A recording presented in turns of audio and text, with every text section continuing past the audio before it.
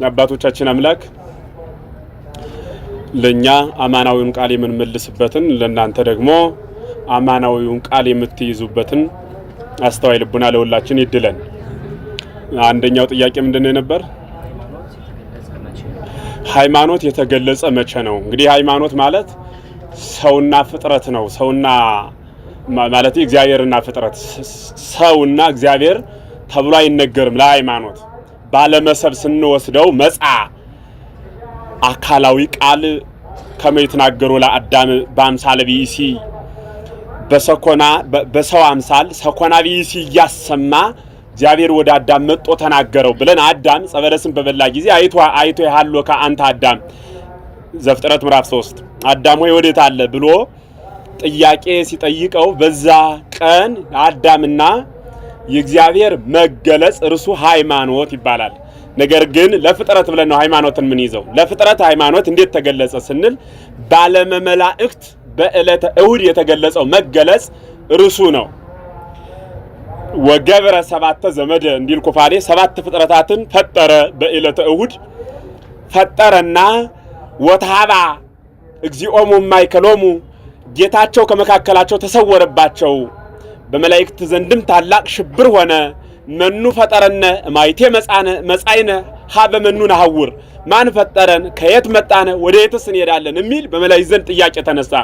ያኔ ዲያብሎስ በሚካኤል ቦታ ሆኖ የተፈጠረ ነበርና ወደ ላይ ቢያይ የሚበልጠው ወደ ታችን ቢመለከት ከርሱ የሚያንሰው ሲያጣ ማለት እኩል ሆኖ መላእክቱን ሲያያቸው ወደ ላይም ሲመለከት እታች ያሉት ሲንጫጩ ማን ፈጠረን የሚል ድምጽ ሲሰማ እንደገና ደግሞ ወደ ታች ደግሞ ሲያይ ደግሞ እንደነርሱ ያሉ ከሆኑ ወደ ላይም ሲያይ ከርሱ የተለየ ሌላ ሲያጣ አነ ፈጣሪ ሆሙ ለእሉ ፍጡራን ለዚህ ሁሉ ፍጥረት ፈጣሪያቸው ነኝ ብሎ ተናገረ።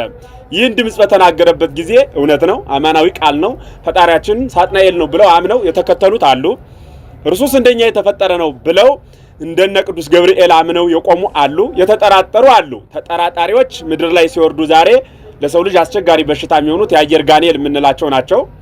ወደ ምድር የወረዱት ወደ ጥልቁ የተላኩት ማለት ነው።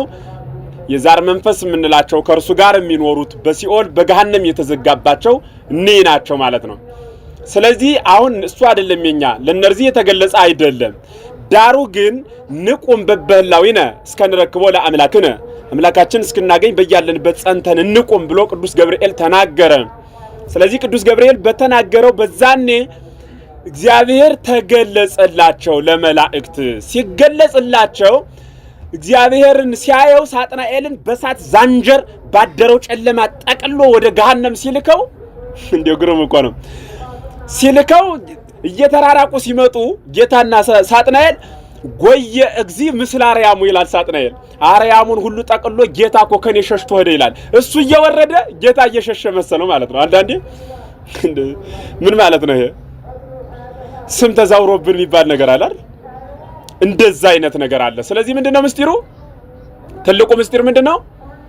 በደንብ ባይምሯችሁ የምትይዙት የመላእክት መገለጽ ያኔ በመላእክት የተገለጸው በዕለተ እሁድ ወይም ፍጥረት እንደመጣ ሃይማኖት ከሰው በፊት የነበረ ነው ብለን የምንናገረው መገለጹን ከመላእክት በፊት ሰው ደግሞ ዓርብ ስለተፈጠረ እሁድ ስለተገለጸ ነው ምስጢሩ ማለት ነው።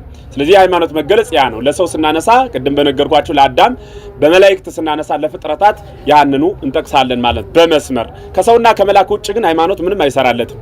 የሚጸድቅ ፍጥረት ስለሌለ ሁሉም መዋቲ ስለሆነ ሕያዊት ነፍስ ያለው ስለሌለ ደማዊት ነፍስ ስለሆኑ ማለት ነው። ቀጣዩን እንየው። በታምረ ማርያም ላይ ድንጋይ በመወርወር አንድ የሙስሊም ልጅ ቤተክርስቲያኑን ወደ ቤተክርስቲያኑ ከብት ገብቶበት ሲመልስ ያ ድንጋይ ሄዶ እዛ ተቀመጠ። በሌላ ጊዜ ሰውየው ሲሞት ጸደቀ። ለምን ሲባል ቤተክርስቲያኔ ሰርቶልኛል ብላ እመቤታችን የሚል ቃል አለ። አዎ ቃሉ አማናዊ ነው። ነገር ግን መጻሕፍትን ሁሌም ስታያቸው የሚተረጎሙ ናቸው፣ የሚረዱ የሚተነተኑ ናቸው። መጽሐፍ ዝም ብሎ እንዲህ ብሏልና ምንል ከሆነ ይህ የፕሮቴስታንት ዓለም ነው። በእኛ የሚተረጎሙ ናቸው። ለምሳሌ ሰይጣናውን ራእየ ማርያም ትባል መጽሐፍ ታውቃላችሁ? አታውቁም? ምን ይላል እዛ ላይ? መንገደ ሰማይ ይላል አይደል? የሰይጣን ጥርሱ ይህን ያህላል ምናምን፣ ይሄ የአይኑ ቅንድብ 6 ወር ይሰዳል ምናምን የሚል አለ አይደል? ሰይጣን ጥርስ የለውም፣ ምክንያቱም መልአክ ነው አይደል? ተፈጥሮ እኮ አልተቀየረም፣ መልአክ ነው፣ ጥርስ የለውም። አሁን የአይኑ ቅንድብ 6 ወር ይሰዳል እንዴት ማለት? ቅንድብም የለውም የአይን ቅንድብ ለስጋ ነው የለውም። እርሱ ነባቢነት ለባዊነትና ህያውነት ነው። በነባቢነቱ ይናገራል፣ በለባዊነቱ ልብ ያደርጋል፣ በህያውነቱ ዘላለም ይኖራል። እዚህ ውጭ ሌላ የለውም። ነፍስ ነው። አሁን ነፍሳችን ቁመቷ ምናምን ይባላላት እንዴት የላትም። እንደዚህ መልአክ ማለት ነፍስ ማለት ነው። ሰው በምድር የሚቆየው መልአክ ለመሆን ነው። በጥቅሉ መልአክ ስንሆን እንለቀዋለን። ይህ ምድር ማለት ነው። መነሻው ያ ነው። ስለዚህ መጽሐፍ ታዲያ ምንድነው ተብሎ የሚተረጎም እና መጽሐፉ ስህተት ነው እንዴ ካላችሁ ስህተት አይደለም። ምን ማለት ነው? የአይኑ ቅንድብ 6 ወር ይሰዳል ማለት የዲያብሎስን በተሰጠው የህሊና አይን እየተጓዘ የሚሰራውን ሴራ ለማወቅ 6 ወር ጾምና ጸሎት ስግደት የ6 ወር ድካምን ይጠይቃል ማለት ነው። እንደገና ደግሞ ጥርሱ በጣም ትልቅ ነው ማለት ነው። ገሃነም ሰፊ ናት። ብታጠራቅም እንደሞት ሆዱ አይሞላም ማለት ነው። የሚተረጎም ነው። ዝም ብሎ በቃ ይሄ እንዲህ ስለተባለ ተብሎ የሚወሰድ አይደለም። ስለዚህ ይህ ምን ማለት ነው ከተባለ የእመቤታችን የቅድስት ድንግል ማርያምን ምን ለመግለጽ ነው? ርኅርኅተ ህሊና እንኳን ለሰው ለውሻ አይተናል አይደል? በታምረ ማርያም የምትራራ ርኅርኅተ ህሊና መሆኗን ለመግለጽ የምንጠቀመው ቃል ነው ማለት ነው። ቃል ነው። አዲያ እንዲያ ከሆነ ሰውዬው አሁን ባጭሩ ጸድቋል አልጸደቀም ካልነ ጸድቋል። አዲያ እንዴት ነው መጽደቁ? መንገዱን ተከትሏል ወይ ካለን አልተከተለም። በምን መንገድ ነው ከተባለ መልዕልተ ህግ ይባላል። ይሄ መልዕልተ ህግ ብላችሁ ጻፉ ሲውላችሁ። መልዕልተ ህግ ማለት ከህግ በላይ ማለት ነው። እንደኛ ሀገር እንደ ዘንድሮ ማለት ነው። እንደዛ ሲሆን ህግ በላይ ይባላል ማለት ነው። በቃ ማንም ዝም ብሎ እሱን ትቻለው በቃ እሱን ያዙት እናንተ። መልዕልተ ህግ ማለት ከህግ ውጭ የሚከወን ድርጊት ያ መልዕልተ ህግ ይባላል። ለምሳሌ እንዲህ አይነት እስኪ ሌላ ቦታ ሳየ ብትል አሁን የታምረ ማርያም ስለሆነ የመናፍቁ ዓለም በጣም ይከራከርበታል አይደል? እንዴት ይላል ታምረ ማርያም ላይ ስለሆነ። እኔስ እንግዲያስ ወደ መስቀሉ ልውሰዳችሁ። ጌታችን ኢየሱስ ክርስቶስ ተሰቀለ። ወማይከሎሙ ለእግዚእ ኢየሱስ አሐዱ የማናይ ወአሐዱ ጸጋማይ ተሰቅሉ ምስሌሁ። ጌታ ኢየሱስ ሲሰቀል አንዱ በግራ አንዱ በቀኝ ወንበዴዎች ተሰቀሉ ይላል። ከዛ በኋላ በጥምቀት ብቻ ነው የሚዳን ካልነ ያ ወንበዴ አንተ ተቀድሞ ለአዳም በያ ውስጥ ገነት ከመፈያታዊ ዘይማን አንተ ፈያታዊ ዘይማን ነው እንጂ አዳምን ቀድመው ገነት ትገባለህ ተባለ። አሁን ይሰውዬ መቼ ነው የተጠመቀ? ሽፍታ ነው እንደምታውቁት። ይኸውም የ30 ምናምን ዓመት የስርቆት ልምድ ያለው ጌታ የ2 ዓመት ልጅ ሳለ የጀመረ ሰው ጌታ የ30 ዓመት ሆኖ እስኪሰቀል ሲሰርቅ የነበረ ሽፍታ ነው። መቼ ተጠምቆ ነው? ማን ያጠምቀው? ካህን። መልዕልተ ህግ ነው። ባለቤቱ ከወሰነ ወሰነ ነው። ለምሳሌ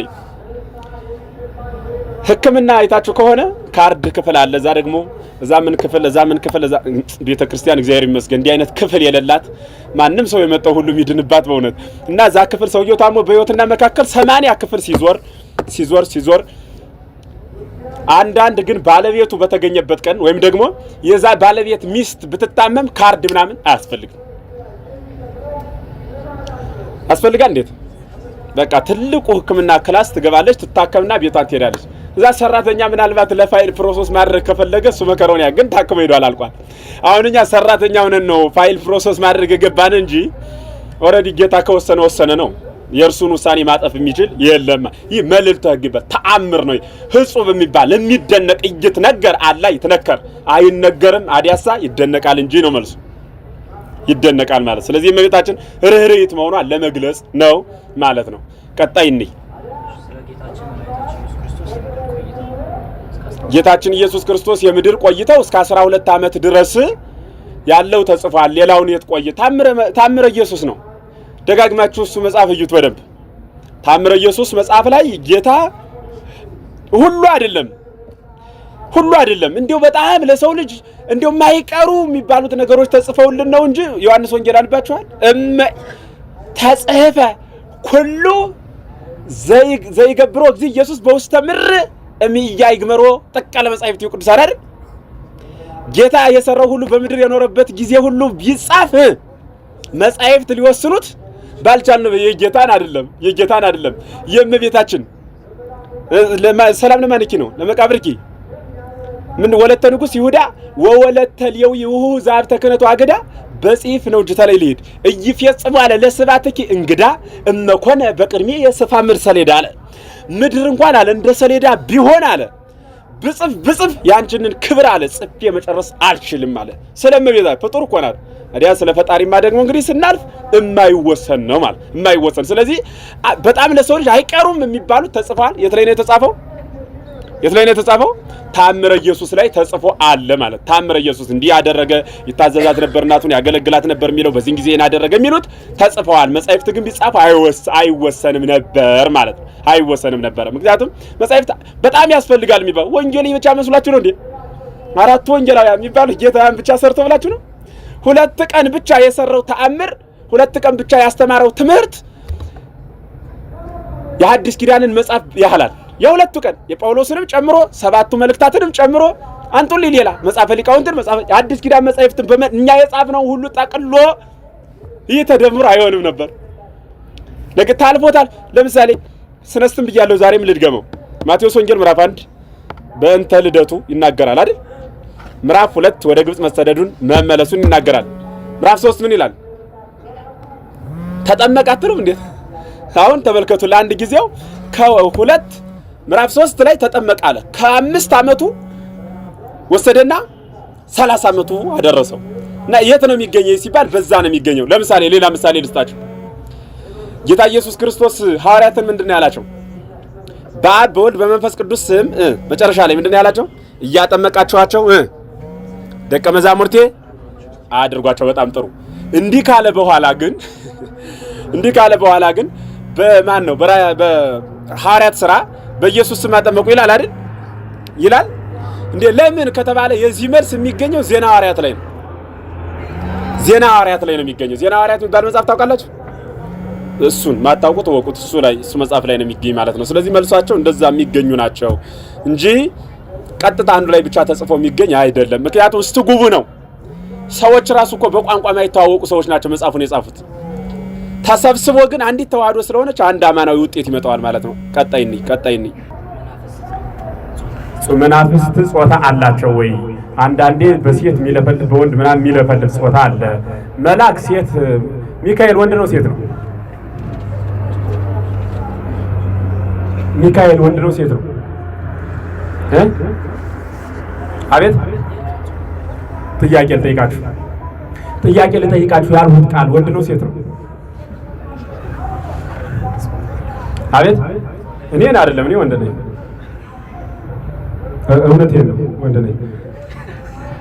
የተናገሩት ቃል ምንድነው? ጾታ ቃሉን ያሉት ወይም የሆነች ወፍ ብትጮህ እሺ ጾታ የላቸውም። ሚስት አሁን የሆነች ወፍ ብትጮህ የምትጮህ ወፍ ጾታ አላት? የሚሰብከው ሰባኪ ያኛው እድሜ ይስጠው ዛሬ ሌላ ጓደኛ አገዘ የዛ ሰባኪ ድምጽ ይሰማችኋል? ምንድነው? ሰውየውን አይደለም ድምጹ ሴት ነው ወንድ ነው? ድምጹ የወንድ ድምጽ ነው። የወንድማ ድምጽ ነው። ድምጹን ነው ያሉት። ድምጹ የወንድ ነው። ድምጹ ምንድነው ነው ያሉት? ድምጹ የወንድ ነው። እውነት ነው። ድምጹ ምንድነው? ድምጹ ምን የለውም? ጾታ የለውም።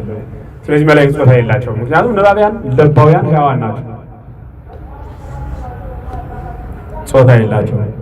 ጾታ የሌለው መልአክ አንዴ በሴት አንዴ በወንድ በካሴት የሚያሰለፈልፉት የማን ነው? ዮሐንስ ነው። እናንተ በዚህ ወክሸት አንድ ጎበር ያለ ያን እያጠረቀማችሁ በዚህ ጥያቄ አታንቱ። እሺ ተግባብተናል። እንደዛ አድርጉ። እዛ ውጭ ይሄ በዛው ግረ መንገዴን የአጥማቂነት እንትን ገብርኤል ምንድነው ይሄ ወክሸት በዛ ደግሞ አምጣልኝ። በዚህ ደግሞ ምንድነው የሚባል እዚህ ጋዝሚ እንትን የሚለው ነው የሚያቆፈኩ በርሜል ጊዮርጊስ ሌላ ማን ተጥቀሱልኝ። እንዲህ ባለ እምነት የለም። አትቅበዝበዙ። አማኙ ነው። ቀጥሎ ነው እናዘናችሁ። በዚህኛው ሰፈር በዚህ ምን ነው የሚያስሩ? እኔ በጣም ይገርም ያለው ምናችሁ ነው ብትሯሯጡ? ዝምራችሁ ቆማችሁ ክርስቲያናት ሆነ እንዴ? ዝምሮ የሆነ እንደዚህ በመጅበረበር አይደለም። እንደዛ አይደለም ክርስትና። ምን አዲስ ነገር ሲባል አይደለም። አትስረቅ፣ አታመንዝር፣ በሐሰት አትመስክር፣ ባልንጀራ እንደራስህ አድርገህ ውደድ። የታምልክ ዘንበል የከርሱን ሌላ አታምልክ። ጾም፣ ጸልይ፣ ስገድ፣ ሳግባ ስጋው ደግሞ ተቀበል፣ ኑር በሕይወት አለቀ። እዛውጭ ከሰማይ የሚወረድ ብሏል ቅዱስ ጳውሎስ። በመጨረሻ ተናደደና የኔን አይደለም ማለት ከሰማይ የሚወረድ አለ። እዚህ በኋላ መልአክ የሚምጣ እርሱን ያዙ። ተቀዝባዥነት ጥሩ አይደል። አንድ ቦታ ለምሳሌ ጣና ቂርቆስ እንሄዳለን፣ ጥሩ ነው፣ ደስ ይላል። የሆነ ቦታ እንሄዳለን። እዛ እኮ ምን ሄደው አንድ ትልቅ አባት የሆነ ዘመን ላይ ታሪክ ሰርተውበት ስላለፉ መካነ ቅዱሳን ነው ብለን ተሳልመን ተባርከን በረከታቸው ይደረሰን ብለን ለመምጣት ነው የምንሄደው። የሆነ አምና ይመሰረትና ውሃ በሻ እንዳይዘው ኑ ተሰብሰቡ ይላሉ። ይላል ግር ይላል። እዚህም ይወስዳል፣ እዛም ይቀበላል። እዛ በጋራ ይደመርና በጀት ይሰራል። የኛ ህዝብ እየሄደ አሜን አሜን ይላል። ምን ነው የምታመጡት ግን? ባለፈ እዚህ ሁሉ ሲነገር ሰምቼ ነበረ። በርኒ እንደው መጣ ምናምን ቅር ይላቸው ይሆን እየትቸው ነበር። አሁን ቅር ይበላችሁ። ቅር ካላችሁ እውነቴን ነው የምላችሁ። ለኔ ለሰው ማሻሽለው ወንጌል የለኝም። ጥሩ አይደል? ቆም ብሎ ማየት እንደነ መምህር ጌታቸው ሲያገኟቸው እሳቸው ጋር ቁጭ በትርፍ ጊዜ ምን ተዋወቅበት ቦታ በእውነት ያገኟቸው በትርፍ ጊዜ ቁጭ ብላችሁ አውርታችሁ ስለ ዝርዝር ብትሄዱ ነው እዛ ዙር ብትሄዱ ለምን ነው እዛ ቦታ ሄዱ ምላችሁ? ማናቸው ጻድቁ አስራተ ወልድ አቡነ አስራተ ወልድ የሚባሉ ወጡን በእጃቸው የገዳሙን ወጥ የሚያማስሉ የነበሩ ወጡ እየነደደ በእጃቸው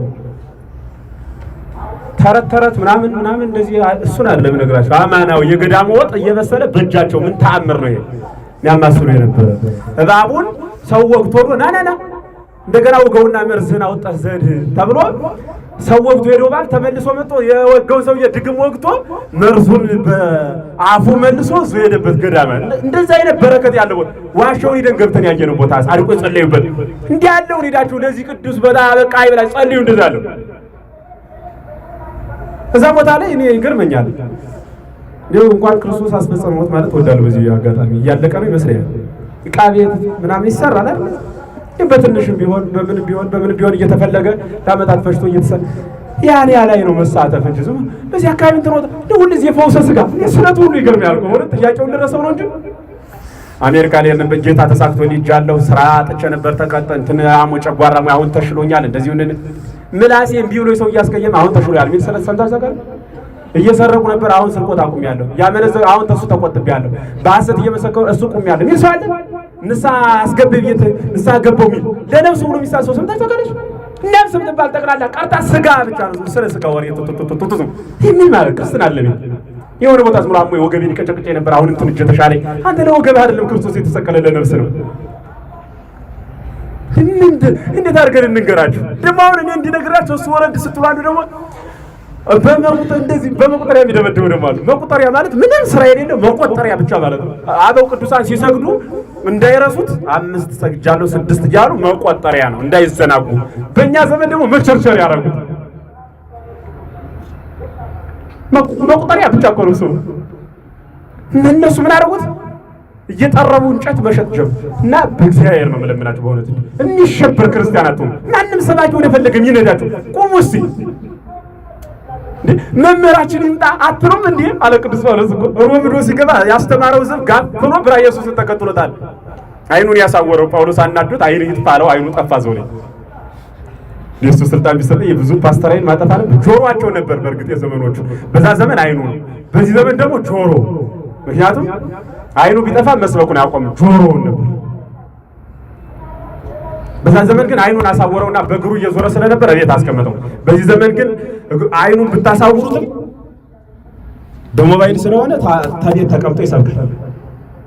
ችግር ስለሆነ በዛ ዘመን ሞባይል እና ግርባ ያጥሩ በእግዚአብሔር ወስዶት ህዝቡ ወዶ ናጥሩ እናንተ ይድራችሁ እንደዚህ ብራየስ እንደዚህ ብሎ ነው እንዴት አሁን እንዴ መምህራችን ይምጣጥሩ እንዴ ድካሜን ይጣላችሁ ታላችሁ መምህራችን ይምጡ እንዴ ይሁን አጥብቃችሁ የምትይዙት ነገር ይኖራችሁ መምህሩን አይደለም ዕውቀቱ የሆነ ቃል ይዛችሁ እስኪ ተረስተን ከሆነ መምህር ገሌን ጠይቅ ምትሉት ይኖራችሁ የሚነዳቱ አንድ ጥያቄ ለመለስ ይቅርታ። ስለዚህ መናፍስት ጾታ የላቸው። እሺ የአባቷን ርስት አንድ ሕፃን ከ80 ቀን ወንዱ ከ40 ቀን በፊት ቢሞት የት ይገባል? ፍትሐ እግዚአብሔር ነው። የአባቱን ርስት ይወርሳል ይላሉ አበው። ዋናው መልሱ ግን ፍትሐ እግዚአብሔር የሚፈርደው እግዚአብሔር ነው። እኛ እናውቅም ነው መልሱ። ስናገኘው እንጠይቀዋል። በሞት የሚመለስ መልስ ነው ይሄ። እሺ ሌላ የመንፈስ ቅዱስ ከአብ መስረጽ የጠየቀው ሰው አለ? የለም አይደል? በቃ ስለዚህ አልፈነዋል። ቀጣይ